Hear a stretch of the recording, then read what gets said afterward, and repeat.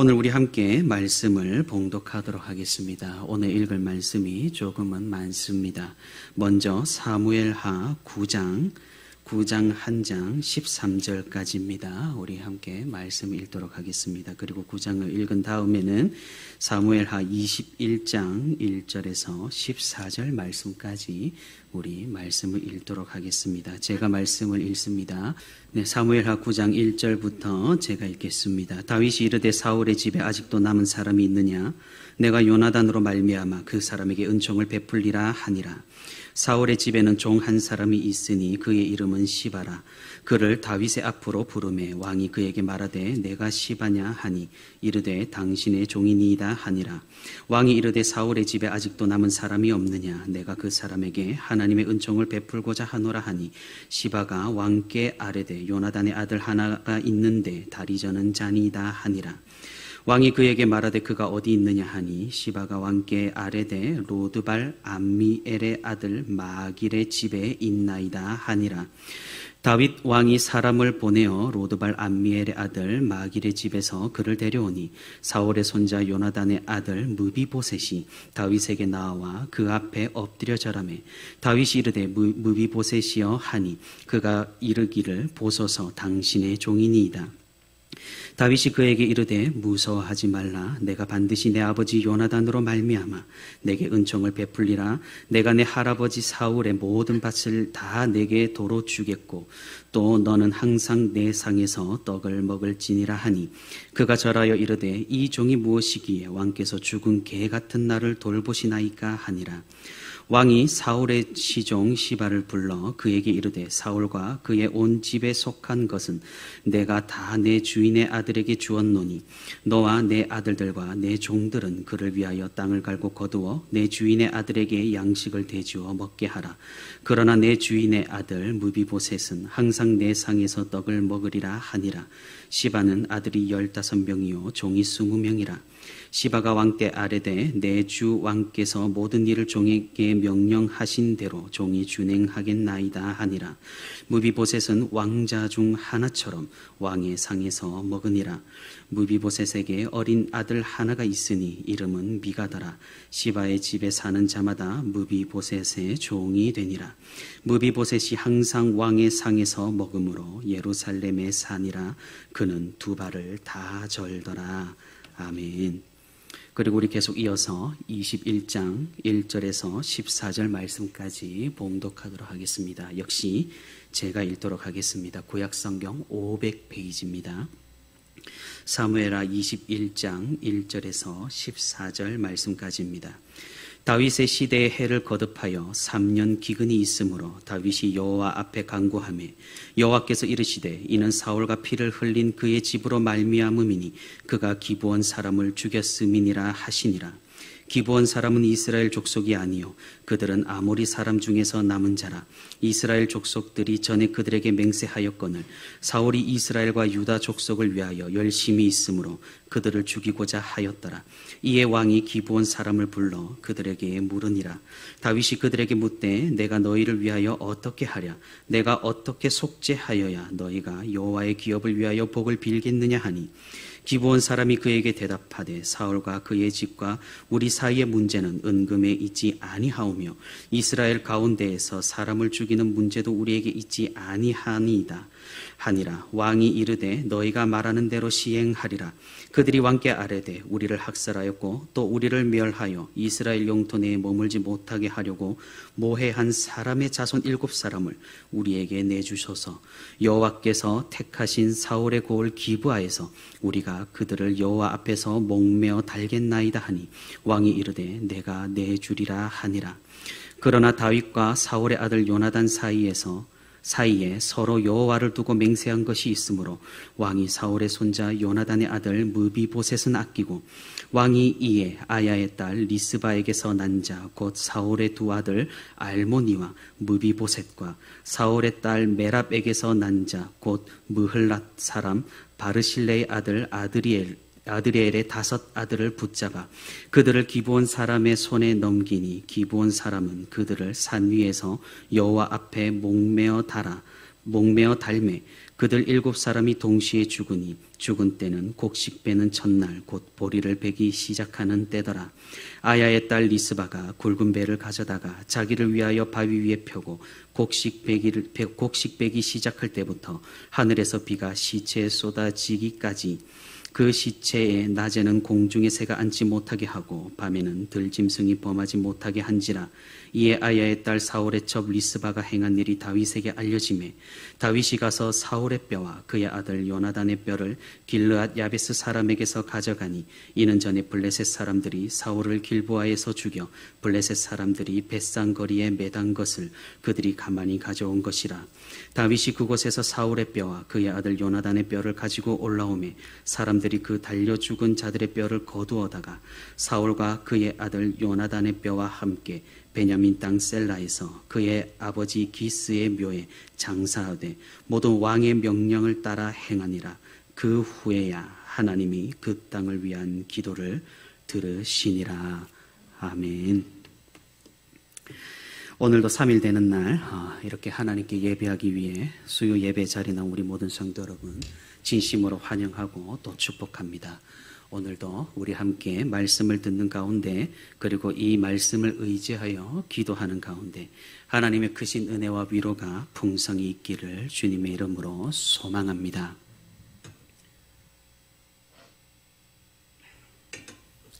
성경을 너무 많이 읽었더니 목이 마릅니다. 최근 들어서 사회적으로 굉장히 이슈가 되고 화제가 되는 단어가 있습니다. 그것은 바로 공정이라는 단어입니다. 특히 MZ세대로 특정 지어지는 사람들, 젊은 사람들이 이 키워드에 열광을 합니다. 왜 지금 사람들은 공정이라는 이 단어에 집중을 할까요? 이유는 간단합니다.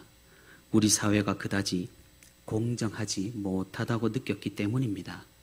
젊은 사람들, 기성세대의 사고방식과 생활 양식에 어쩌면 반기를 든 것이죠. 당연하다고 여겨졌던 기업 문화, 그리고 상하관계, 보수적이며 관료제적인 인간관 등 젊은 세대는 기성세대의 이런 문화들을 거부하는 것입니다. 상대적으로 수평 문화, 개인의 시간을 보장받는 활동, 성과에 따라 합리적으로 받는 인센티브, 젊은 세대는 이를 굉장히 중요하게 여깁니다. 일례로 예전에 어떤 한 부서에서 큰 성과를 내었더라도 팀원들은 그렇게 인정받지를 못했습니다. 하지만 지금은 그런 관습에 젊은 세대가 들고 일어났습니다. 정작 현장과 실무를 띈 건 우리들인데 왜 성과급을 부장들과 임원들이 나누어 갖느냐고 말입니다. 실제로 이런 일이 기업에 있었습니다. 어떤 반도체 회사에서 어느 날 성과급을 발표를 했습니다.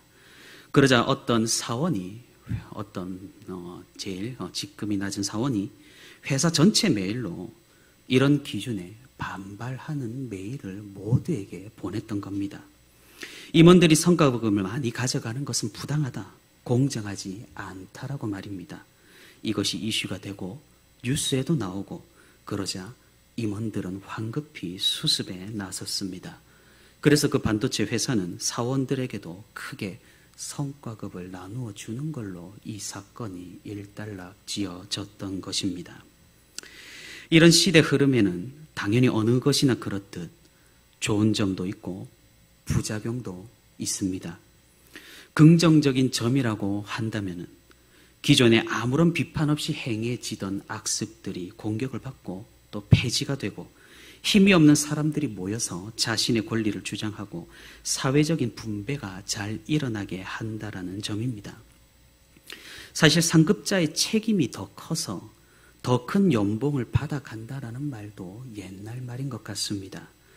요즘에는 아무리 상급자, 책임급 임원이라도 선배라고 할지라도 사원의 실수에 아무도 책임을 지려 하지 않기 때문입니다. 그러니 사원들은 스스로를 보호해야만 했던 것이죠. 그러면 당연히 사원들은 더더욱 이 공정이라는 단어에 목을 맬 수밖에 없는 것입니다. 하지만 이런 부작용 만만치가 않습니다. 악습의 철폐 좋다 이겁니다. 그런데 악습이 아니라 이제는 긍정적인 관습이나 공동체성까지도 이 공정이라는 키워드로 무너뜨리고 있다라는 사실입니다. 어찌되었든 우리는 사회를 이루고 살아가며 자신이 어디에 있든지 공동체를 이루며 살아갑니다. 최소한의 공동체가 가족이며 혹은 가족이 없는 사람들은 친구 관계가 그런 공동체일 수 있습니다. 공동체가 없는 사람은 없다라는 말입니다. 물론 우리 사회는 전체주의가 심하고 공동체를 너무나 강조한 나머지 일체주의가 빈번했던 것은 사실입니다. 그래서 개인주의 성향이 어느 정도 사회에 필요를 하고 있고 개인주의적인 사람이 어느 정도는 인정을 받아야 한다는 것은 사실입니다. 하지만 이것이 정도를 넘어가 버린다면 오히려 공동체를 위협하기까지 이르고 다른 사람들에게 피해를 끼치는 선까지 나아간다면 그것은 공정과는 거리가 멀어지게 되는 것이죠. 그리고 문제는 여기에서 그치지 않습니다. 공정하지만 사실 그 기준이 매우 모호합니다. 정작 자신에게 피해가 오면은 공정이라는 단어를 그렇게 외치지만 자신과 전혀 상관없는 분야에서는 공정을 아예 외면해버리고 오히려 공정해졌을 때 자신에게 손해가 오면은 공정을 해치는 일도 서슴지 않는다는 것이 문제입니다. 결국은 무슨 말입니까? 애초에 공정은 변명과 핑계일지도 모른다는 겁니다. 그것은 자신의 이익을 대변하기 위한 하나의 수단일 뿐 정말로 공정에 관심이 있거나 공정을 최고의 가치로 두고 있지 않다라는 방증입니다. 공정을 외치는 젊은 세대의 핵심적인 주장이 무엇입니까? 그것은 능력과 노력이 인정받는 사회입니다. 직급이나 계급이나 연차나 이런 다른 기준들보다 오히려 오직 합리적으로 능력과 노력, 성과로 인정받는 사회가 더 공정하다라는 주장입니다. 나름 일리는 있습니다. 능력이 없으면서 연봉을 크게 받아가는 그런 직급 높은 사람을 보며 젊은 사람들이 얼마나 분개를 하겠습니까? 안 그래도 성장이라는 파이가 계속해서 줄어드는 지금의 현실 가운데서 조금이라도 그 파이를 가져가고 싶은 것이 사람의 본성이니까 말입니다. 그래서 이들은 능력을 굉장히 중요하게 여깁니다. 공정을 주장하니 기준을 세워야 하는데 그 기준이 능력이 되는 것이죠. 그래서 능력주의라고 불릴만 합니다. 능력에 따라 차등 지급이 되어야 한다라고 주장을 하는 거죠. 이 능력이 결정적인 지표가 되는 것입니다.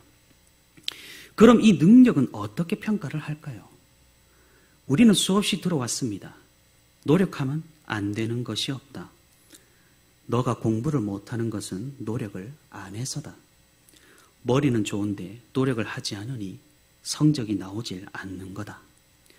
성적이 좋지 않은 아이가 자신을 닮아서 그렇다는 것을 부정하고 싶은 부모님들의 아우성같이 들리지만 우리는 이런 말들을 익히 들어왔습니다. 노력, 능력주의의 핵심 가치입니다. 노력해서 얻는 능력, 이것이 기준인 셈입니다. 어떻습니까? 합리적이라고 생각이 드시나요? 사회 가운데서 능력을 발휘한 만큼 나누는 것이 공정하다라는 이 말에 우리 성도 여러분께서는 동의를 하시나요? 많은 사람들이 대학이 의미가 없어진다. 이제는 대학이 아니라 대학교가 아니라 기술이 있어야 살 수 있다. 이런 이야기들을 하곤 합니다. 그런데 어떻습니까? 지금도 여전히 정말 그렇게 보이십니까? 여전히 우리 사회는 어느 대학을 나왔느냐를 중요한 지표로 활용을 합니다. 기업에서도 대학 수준을 커트라인으로 세워 어느 정도 수준의 대학이 아니면 이력서조차 보지 않는다는 말은 지금도 여전히 현실입니다. 아니, 이상합니다. 세상이 바뀌고 있고 이제 대학이라는 것은 하나의 거쳐가는 관문에 불과할진데 왜 여전히 중요한 지표로 사용이 되고 있는 것일까요? 당연합니다. 능력주의 사회에서 노력을 평가할 수 있는 중요한 지표가 바로 대학이기 때문입니다. 학창시절 놀면서 공부하지 않아서 노력하지 않아서 좋지 않은 대학에 입학한 학생과 그것들을 참아가면서 놀고 싶은 욕구를 참아가면서 열심히 노력한 학생들이 같지 않다라고 사람들은 평가하기 때문입니다. 방송국 PD, 방송을 제작하고 만드는 사람들 의외로 학벌이 굉장히 높습니다. 그런데 생각해보면 좀 이상하지 않습니까? 방송을 만드는 사람들은 이런 학벌보다는 개성이 뛰어나고 학벌보다는 어떤 포트폴리오나 작업적인 능력을 더 우선시해야 방송이 잘 만들어질 것 같은데 학벌을 가장 중요하게 보는 직업 중 하나가 방송국 PD입니다. 그래서 뭐 예능 프로그램이건 교양 프로건 어떤 프로건 PD들이 전부 서울 최상위권 대학 출신들입니다. 왜 그런 줄 아십니까? PD가 완전 3D 직업입니다. 밤을 새는 것은 기본이고 엄청난 업무량을 소화하고 해결해야 하는 자리입니다. 편집에도 일일이 다 관여를 해야 하고 방송을 내보내는 순간까지 끝없는 업무에 시달립니다. 다시 말해서 능력과 노력이 엄청나게 투자되어야지만 견딜 수 있는 그런 자리라는 겁니다. 그러니 방송국 PD는 아무나 하지 못한다라는 겁니다. 그래서 가장 안전한 장치로 학벌을 보는 겁니다. 이 친구들은, 학벌이 좋은 친구들은 밤을 새서 노력을 하고 학창시절에 그런 것들을 참아가면서 노력을 하고 책임감을 가지고 있다라는 사실로 기정사실화한다라는 것이죠. 학벌이 좋은 사람은 어떤 것을 이루기 위해 자신의 많은 것들을 포기하고 노력할 수 있을 가능성이 크니까 말입니다. 이처럼 공정과 능력주의, 노력과 학벌은 체인처럼 이어져 있고 능력에 따라 성과에 따라 다른 기준이 아니라 이 기준으로 젊은 사람들은 평가를 받으려고 합니다. 어떻습니까? 공정해 보입니까? 그런데 성도 여러분, 우리가 한번 생각을 해봐야 하는 것이 있습니다. 과연 능력주의는 정말로 공정한가라는 질문입니다. 젊은 세대들은 능력주의야말로 가장 공정하다. 더욱 능력을 중심으로 이 사회를 개편을 해야 된다. 노력하지 않으면 도태당하는 것이 마땅하다. 이런 주장들을 합니다. 그런데 그들이 주장하는 이 능력주의는 과연 공정하다의 기준이 될 수가 있을까요? 우리 사회가 능력으로 사람을 평가하기 훨씬 이전부터 우리는 어떤 기준을 오래전부터 가지고 있었습니다. 그것이 무엇입니까? 그것은 신분입니다. 신분으로 굉장히 긴 시간 동안 우리 사회는 기준을 삼고 있었고 사람의 등급을 나누는 지표로 삼았으며 신분제가 가히 절대적인 가치를 가지고 있었습니다. 날 때부터 그 사람의 능력이나 성품이나 외형이나 아무런 상관없이 그저 어떤 집안에서 태어났느냐, 부모가 누구냐, 어떤 가문의 사람이냐로 사회적인 신분이 나누어졌습니다. 그런데 살다 보니 이 신분제가 너무나 불공평하고 불공정한 겁니다. 내가 어디 노비로 태어나고 싶어서 태어난 것도 아니고 백정의 자녀가 되고 싶었던 것도 아니고 왜 태어나자마자 운명이 결정되고 신분이 결정되고 삶이 결정되어야 하는지 사람들은 세계적으로 의문을 품기 시작했습니다. 그래서 시민혁명이 일어나고 왕정정치가 끝나고 대통령제나 수상제가 들어서고 신분제를 사회에서 몰아내었습니다. 그리고 신분제를 대체해서 내세운 것이 바로 능력입니다. 능력제 사회를 세운 것입니다. 그러다가 지금 세대는 이 능력을 더욱더 공고히 하고 확실한 기준으로 삼자고 더욱더 강하게 주장을 하고 있는 것입니다. 그럼 성도 여러분, 이 신분제, 우리가 이전에 가지고 있던 이 신분제는 정말 불공평해 보이십니까? 아마도 많은 분들이 그렇다고 대답을 할 것입니다. 태어난 신분으로 자신의 사회적인 위치와 등급과 지위가 결정되는 것은 너무나 불합리하고 불공정합니다. 그런데 그렇다면 우리가 불합리하고 불공정하다고 생각하는 신분제보다 능력제는 얼마나 더 공정할까요? 얼마나 더 합리적일까요? 외모도 능력이 되는 세상입니다. 그런데 외모는 내가 노력해서 얻을 수 있을까요? 성형까지 생각을 확장한다면 매우 복잡해지니 그것까지는 우리 생각을 조금 멈추고 이야기를 해봅시다. 태어나는 외모는 내가 컨트롤할 수 없는 부분임이 확실합니다. 그렇다면 무언가 지금 사회에서 신분제가 완전히 없어진 것이라고 볼 수가 있을까요? 능력과 노력이 핵심이라고 했습니다. 그런데 사람마다 능력이 동일한가요? 어떤 사람은 한 번만 읽어도 이해가 되는 비상한 머리를 가지고 있습니다. 수학 교과서가 필요가 없습니다. 그냥 보면 문제를 풀 수 있는 그런 천재들도 있습니다. 그런데 어떤 사람은 10번을 읽어도 100번을 문제를 풀어도 이해가 잘 되지 않아 다시 읽고 외워야 하는 그런 머리를 가지고 있는 사람도 있습니다. 여기에서 우리는 노력이라는 가치를 끌어들여옵니다. 노력으로 안 되는 것은 없다. 너가 그 모양인 건 노력을 안 해서 그렇기 때문이다. 그런데 그마저도 최근 과학적인 결과들을 보면 이 노력할 수 있는 것조차 유전이라고 합니다. 애초에 어떤 사람이 노력할 수 있는 시간, 집중할 수 있는 시간, 집중력은 거의 유전적으로 정해져 있다라고 이야기를 합니다. 아니, 노력조차 유전이 되고 부모가 누군지에 따라 노력과 능력이 결정이 되고 자신의 사회적 지위가 결정이 된다면 대체 지금 사회에서 그렇게 신봉하는 이 능력제와 과거에 탈피하기 위해 혁명까지 일으킨 신분제가 다른 것은 무엇일까요? 결국 무엇입니까? 아주 넓게 보자면 또 많은 연구들이 필요하고 또 많은 반론을 피할 수는 없겠지만은 넓게 말하자면 신분제와 능력제는 궁극적으로 별 차이가 없다라고 말할 수 있겠습니다. 다시 말해서 신분제에서 단순히 능력제로 바뀐 것뿐이지 그것이 더 공정하다거나 그것이 더 합리적이라서 가치를 그곳에 두는 것이 아니라는 사실입니다. 그럼 젊은 사람들은 왜 이토록 능력주의에 매몰이 되어 있는 걸까요? 당연히 앞서 말씀드렸다시피 자신들에게 유리하기 때문입니다. 기성세대들과의 경쟁을 피할 수 없는 상황에서 능력으로 평가받는 것이 자신들에게 더 유리하기 때문입니다. 그래서 공정을 외치며 능력을 외치며 노력에 따라 결과를 가져가자라고 주장을 합니다. 결국 기준은 무엇입니까? 공정이 기준입니까? 능력이 기준입니까? 노력이 기준입니까? 아닙니다. 결국 기준은 자신입니다. 가치 판단이 자기 판단입니다. 이기적인 속내를 숨기며 공정을 표면적으로 내세우는 꼴입니다. 사랑하는 성도 여러분, 그렇다면 우리에게는 어떤 기준이 옳은 것일까요? 어떤 기준이 우리에게 가장 합리적이며 가장 이상적이며 가장 공정한 기준이 될 수가 있을까요? 사회에는 참으로 많은 다른 기준들이 있습니다. 그리고 사람들은 각자 자신이 가진 기준으로 판단을 하고 평가를 합니다. 절대적인 기준이라는 것이 거의 사라지는 요즘 시대입니다. 기성세대, 젊은 세대가 충돌하여서 남자와 여자가 충돌하여서 옳고 그름이 아니라 파이 싸움이 되어버린 요즘입니다.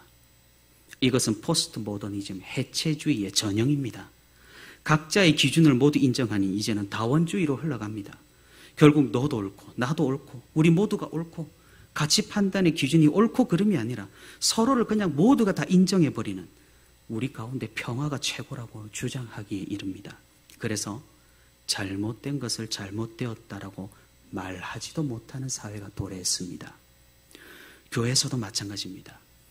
우리는 정말로 이 말씀을 기준으로 가지고 있고 그 말씀을 기준으로 삼고 최고의 가치 판단의 도구로 이 말씀을 사용하고 있는가요?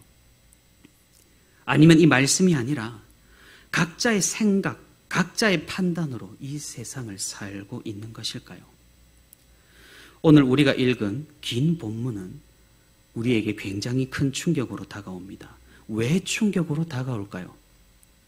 우리가 보기에 우리가 읽은 이 이야기들은 전혀 공정하지도 않고 전혀 합리적이지도 않기 때문입니다. 어떻게 하나님께서 이러실 수가 있나라는 생각까지 들게 하는 그런 본문입니다. 어떤 내용입니까? 사무엘서에 무비보셋이라는 인물이 2명 등장합니다. 한 명은 사울 왕의 손자 다윗의 친구였던 요나단의 아들 무비보셋입니다. 또 다른 한 명은 사울 왕의 아들 무비보셋입니다. 이 둘은 말하자면 삼촌과 조카의 관계가 되겠죠. 그런데 이들은 이름은 같지만은 처한 운명이 너무나도 다르게 흘러갑니다. 사울 왕가는 몰락했습니다. 블레셋과의 전쟁에서 패하고 사울 왕과 요나단은 죽음을 맞이했습니다. 당연히 이제 이스라엘 왕은 다윗이 되어야 마땅했습니다. 이런 상황 속에서 사울 왕의 가족들의 운명은 어떻게 되겠습니까? 누구나 생각해도 뻔합니다. 다윗 왕에 의해 몰살당하는 것이 당연했습니다. 고대 사회에서 이런 일은 빈번했습니다. 왜 그렇습니까? 행여나 왕에 대해서 불만을 가진 세력이 이전 왕과 사람을 중심으로 뭉쳐서 쿠데타를 일으키는 일도 빈번했기 때문입니다. 그래서 불씨조차, 조금의 근심조차 남기지 않으려고 이전 왕과의 모든 사람을 멸하는 것이 보통이었습니다. 지금도 마찬가지지 않습니까? 정권이 바뀌면 전 정권을 심판하는 일은 이제는 일상이 되어버렸습니다. 이스라엘도 이런 점에서 다르지 않았던 것이죠. 사울 왕의 다른 아들이 한 명 더 있었습니다. 그 사람은 이스보셋이라는 사람입니다. 이 사람은 2명의 충직한 부하를 가지고 있었습니다. 그런데 사울 왕이 죽고 정권이 다윗에게 넘어가자 이 두 부하는 자신의 상관인 이스보셋을 죽이고 그 머리를 다윗 왕에게 가져다 바쳤습니다. 왜 그랬을까요? 잘 봐달라는 겁니다. 살려달라는 겁니다. 사울 왕의 손자 요나단의 아들이었던 무비보셋의 운명도 다르지 않았습니다. 하지만 죽기 직전에 극적으로 그를 돌보던 유모가 어린 무비보셋을 안고 도망을 갔습니다. 그 도망가는 중에 무비보셋을 떨어뜨려서 이 무비보셋은 장애를 가지게 되었습니다. 다윗이 요나단의 가족을 찾을 때 사울 왕의 신하였던 시바에게 물었습니다. 사울의 집에 아직도 남은 사람이 있느냐고 말입니다. 그 신하는 다윗에게 무비보셋이 있다라고 말하지 않고 다리 저는 자가 있다고 말합니다. 왜 그랬을까요? 전혀 신경 쓸 사람이 아니라는 겁니다. 다윗 왕이 경계할 필요도 없는 사람이라는 겁니다. 하지만 다윗의 목적은 그런 사울 왕가를 몰락시키는 것이 아니었죠. 다윗은 요나단과 했던 약속을 기억했습니다. 사울 왕이 다윗을 죽이려고 할 때 요나단은 그 계획을 다윗에게 알려주었습니다. 그때 요나단은 다윗에게 부탁을 했던 거죠. 하나님께서 이스라엘 땅을 너에게 넘겨주실 때 나의 가족을 기억해 달라고 말입니다. 요나단은 알았습니다.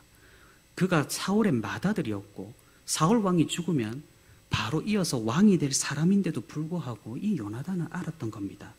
하나님께서 사울의 맏아들인 자신이 아니라 다윗을 왕으로 세우실 것을 말입니다. 그래서 다윗에게 그런 부탁을 했던 것입니다. 이후 다윗이 왕이 되고 나라가 안정이 되자 사울 왕가에 남은 사람을 찾습니다. 요나단과의 약속을 지키기 위해서입니다. 그래서 요나단의 아들 무비보셋을 찾았고 그를 왕궁으로 데려왔습니다.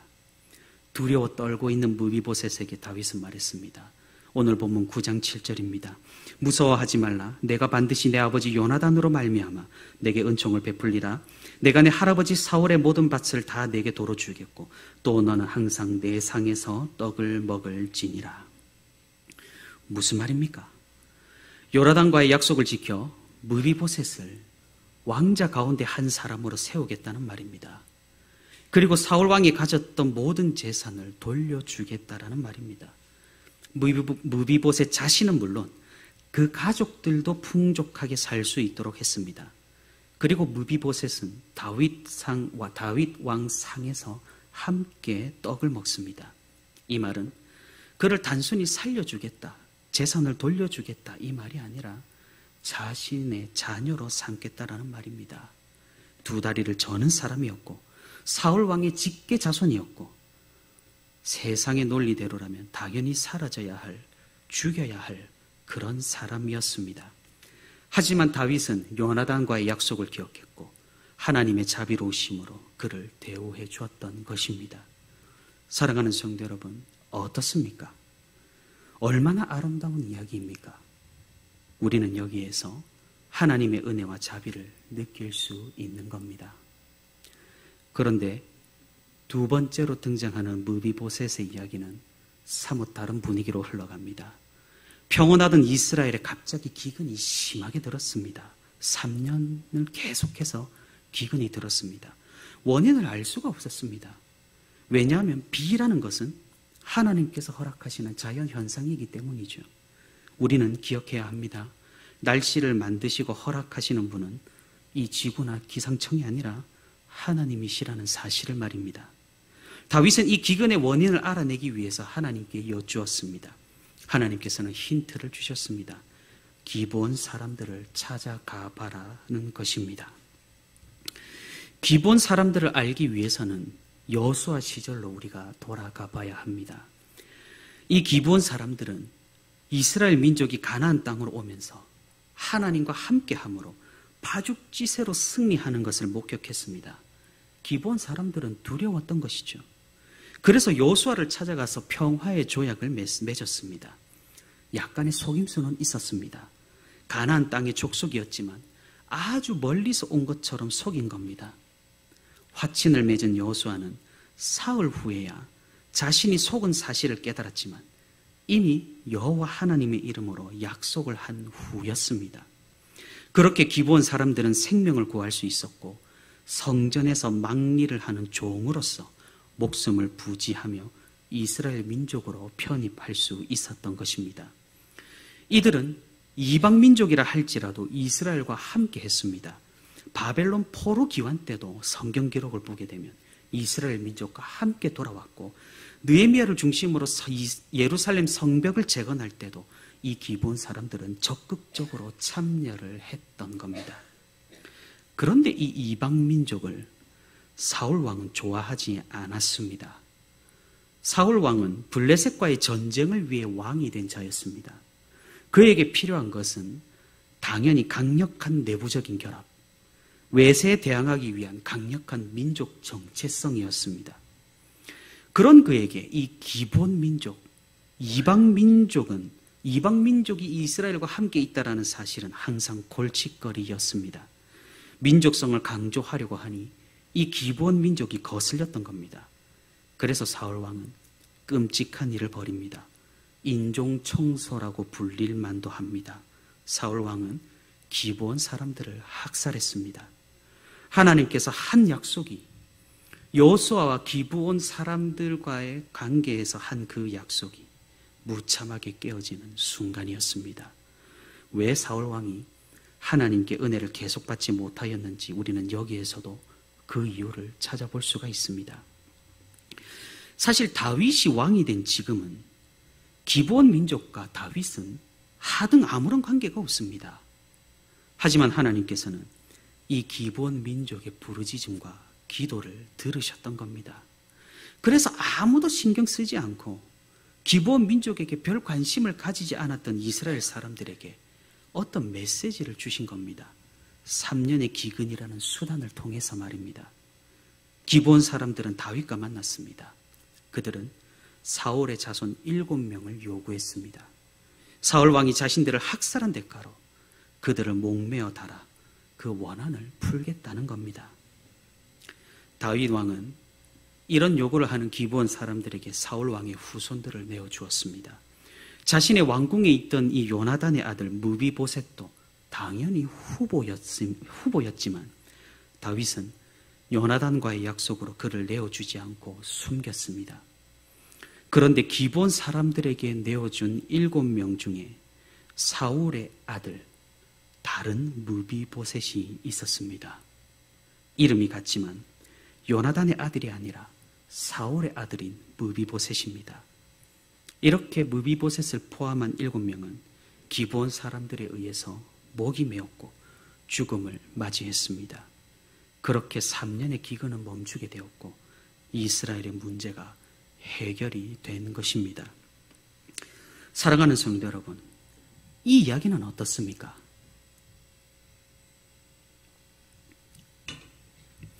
아름다운 이야기는 아닙니다. 무언가 섬찟하고 무언가 찝찝하고 무언가 애매한 이야기입니다. 그렇지 않아도 많은 사람들이 이 성경 본문에서 문제를 제기합니다. 이것이 정말로 합당한 일이냐고 말입니다. 이것이 정말로 하나님께서 허락하신 일이냐고 말입니다. 마지막 절을 우리 다시 한번 살펴보겠습니다. 21장 14절 하반부입니다. 그 후에야 하나님이 그 땅을 위한 기도를 들으시니라. 무슨 말씀입니까? 사울의 7 자손을 기브온 사람들이 죽인 후에야 하나님께서는 그제서야 역사하셨다라는 그 말씀입니다. 이 모든 것은 철저하게 하나님의 계획하에, 하나님의 허락하에 일어났다라는 의미입니다. 참으로 혼란스러울 수 있습니다. 첫 번째 무비보셋의 이야기에서 우리는 무엇을 발견했습니까? 요나단과의 약속을 지키는 다윗의 아름다운 이야기, 무비보셋을 불쌍히 여기시사 그를 다윗으로 인도하신 하나님의 아름다운 섭리를 목격할 수 있습니다.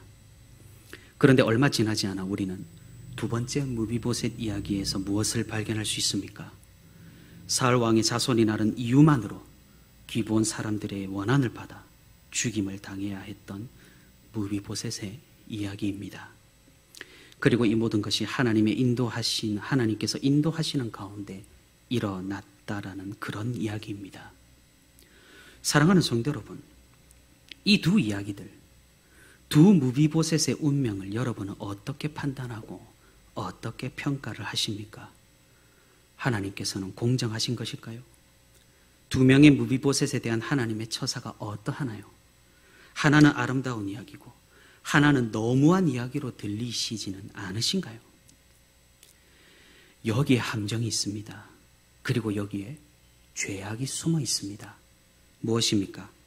우리는 우리가 가진 기준으로 하나님을 판단했다라는 사실입니다. 우리가 가진 가치관과 우리가 가진 세계관으로 이 사건들을 평가했다라는 사실입니다. 이 말은 우리가 성경에서 옳고 그름을 나누었다라는 이야기고, 이 말은 다시 말하자면 선악과를 먹는 행위를 반복했다라는 의미입니다. 요나단의 아들 무비보셋의 이야기를 아름답게 느끼는 것, 인류애로서, 사랑으로서, 자비로서 우리는 그렇게 느낍니다. 하지만 고대 사람들에게 다윗의 행동은 이해되지 않는 것일 수가 있다라는 것이죠. 나중에 압살롬의 반역 가운데서 다윗은 혹독하게 이 대가를 치르게 됩니다. 그 당시 가치관으로는 이것이 아름다운 이야기가 아니라 다윗이 이해되지 않는 것일 뿐, 무비보셋에게 자비를 베풀 이유가 전혀 없다라는 것입니다. 사울의 아들 무비보셋은 그 반대입니다. 고대 사람들에게 이는 너무나 당연한 이야기입니다. 지금 우리야 사울왕은 사울왕이고 그 자손은 그 자손이지 왜 무비보셋이 억울하게 죽어야 하냐고 말할 수 있습니다. 하지만 그 당시를 살아가던 고대 사람들의 가치관에는 부모 자식 간의 연좌제는 너무나 당연한 것입니다. 이런 사실들은 무엇을 의미합니까? 과거 사람들의 기준이나 지금 우리의 기준이나 모두 성경의 기준과는 맞지 않는다라는 것을 의미합니다.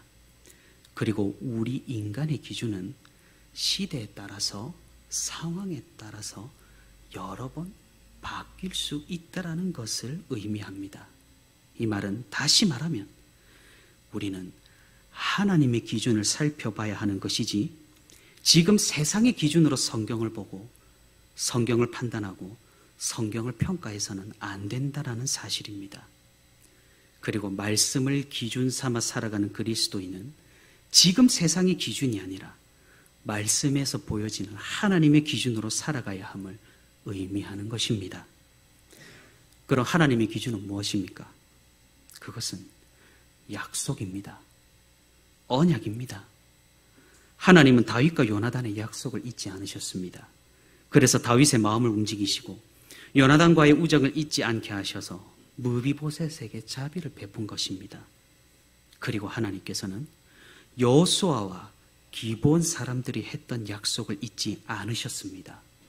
그래서 기브온 사람들의 부르짖음과 기도 소리를 들으시고 그들의 억울함과 원한을 기억하시며 그들에게 위로를 베풀어 주신 것입니다. 하나님께서는 어쩌면 정말 엄격한 기준을 가지고 계십니다. 그것은 약속입니다. 이 성경에는 하나님 말씀이 들어 있습니다. 그리고 그 말씀에는 하나님의 약속들이 담겨져 있습니다. 이 약속들이 하나님의 기준인 겁니다. 하나님께서 우리와 함께 하신 약속들, 하나님께서는 분명히 지키십니다. 우리가 생각하기로는 하나님을 폭군이라고 여기기 쉽습니다. 모든 것이 가능하시고 모든 것이 전지전능하시니 마음에 안 들면은 뭐라도 보내서 땅을 쓸어버리시는 것 아닌가, 그런 생각을 할 수가 있습니다. 하지만 그렇지 않습니다. 하나님께서는 폭군이 아니십니다. 하나님께서는 너무나 신실하신 분이시고 너무나 정확하신 분이시고 너무나 분명하신 분이십니다. 자신의 기분에 따라 움직이시고 자신의 비위에 맞추게 사람을 조종하시는 분이 아니라는 겁니다. 그분은 약속을 지키시는 분이시고 그 약속대로 역사하시는 분이시라는 사실입니다. 사랑하는 성도 여러분, 말씀을 맺도록 하겠습니다. 우리가 가진 기준이 무엇입니까? 신분입니까? 아마 그럴 분은 없을 겁니다. 공정입니까? 능력입니까? 혹은 우리 편 남의 편입니까? 평화입니까? 자신의 이익입니까? 우리가 이런 세상의 기준들을 이 시간 내려놓고 오직 하나님의 기준을 가지고 살아가는 그리스도인이 될 수 있기를 바랍니다. 세상이 제시하는 기준들 좋아 보이고 우수해 보입니다. 사회주의가 그렇고 자본주의가 그렇고 능력주의니 신분사회니 모두 다 거쳐갔습니다. 하지만 그 중에 완전한 것이 있었습니까?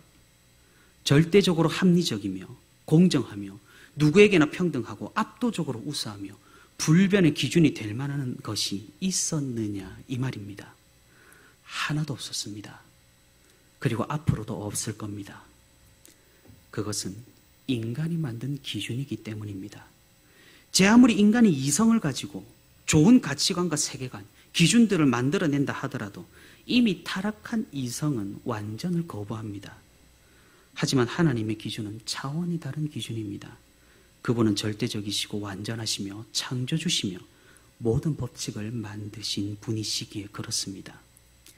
그러니 우리의 기준으로 하나님을 보는 것이 아니라 우리가 하나님의 기준으로 이 세상을 바라봐야 하는 것입니다. 우리가 이 하나님의 기준을 가지고 이 세상을 살아갈 수 있기를 바랍니다. 공정, 좋은 말입니다. 하지만 우리가 말하는 그 공정이 하나님의 기준에 합당한지 우리는 생각해 봐야 하는 겁니다.